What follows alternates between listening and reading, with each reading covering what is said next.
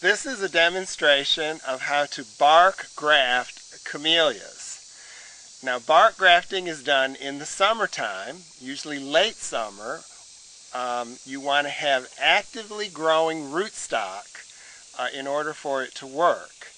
Rootstock with active shoots on it is best, if at all possible.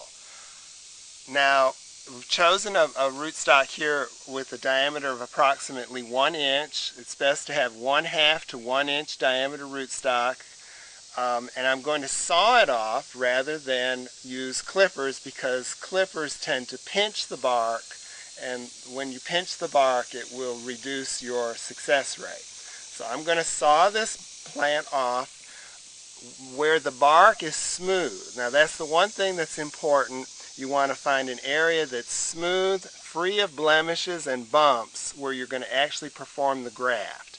So I'm going to saw it off right about here where the bark is nice and smooth, and just saw that off.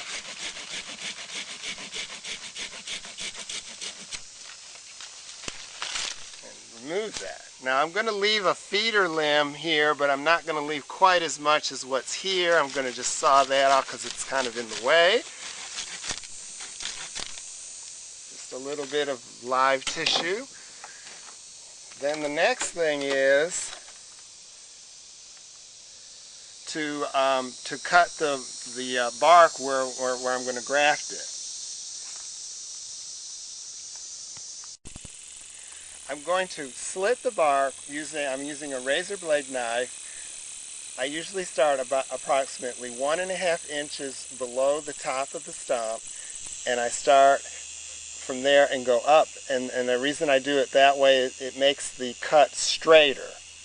So I'm going to just go straight up, just like that. Then you're going to make sure it peels back easily. And I use this little spatula from part of a budding knife, and we get the in between, and then we peel the bark back on one side only. You only peel it back on one side. That's very important. You don't touch the other side. Okay?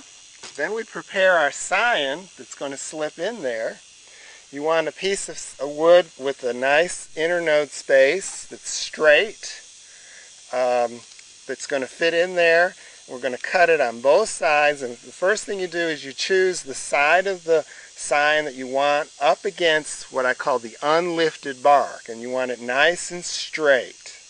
So I've chosen that side there will be on the unlifted side. So I cut first here, and we want to cut so that we see the pith of the stem, which is the center part, exposing the cambial layers. Okay, and I look at it on its side and make sure it's kind of straight and flat so it fits up against. Then we turn it over and do the same thing on the other side, and we cut it until we see the pith.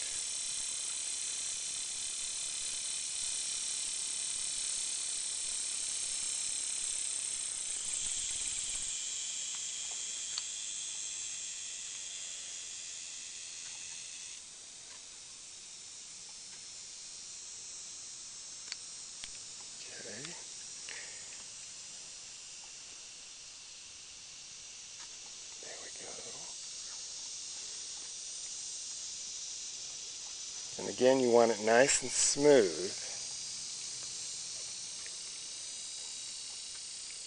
Okay, then I'm going to do the third cut, which is very important, which is to cut a thin sliver off the side that's going to touch the unlifted bark. So I'm going to take this little sliver right here and just go just like that. Not all the bark, just a sliver, and that little green area will go up against the unlifted bark. And so we're going to just take this and we're going to stick it in there, and I'm going to press it down until it's, and you want it tight up against that bark,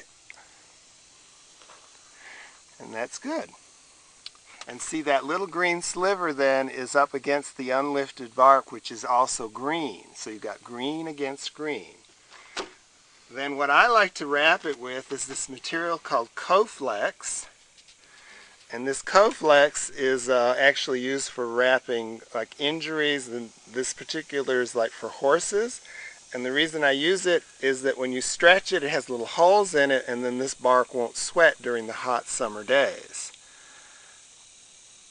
And we're going to wrap that around, and it's like Velcro. It just sticks to itself, and you want to wrap it in the direction that you pull the bark onto the sign and up against the unlifted bark. That's important. If you're right-handed, you would probably go the opposite direction of what I'm doing right now. And you want to go right to the top of the stump and hold that there for just a second, and that's kind of just seals that and it stays in place. The thing you also want to do is you want to reduce the leaf area in half, so you will reduce your amount of transpiration. And then the other thing you can do to kind of help the healing process is put a small amount of root tone on top of the stump, and that helps with the callus formation. And there you have a bark graft. Now you can either wrap this in a cage, or if you don't have a feeder limb, you can cover it with a jar, or you could put it in some kind of a moist, like a terrarium or something, to keep it from drying out. It's very important. It's got to stay fully moist, just like you would do a cleft graft.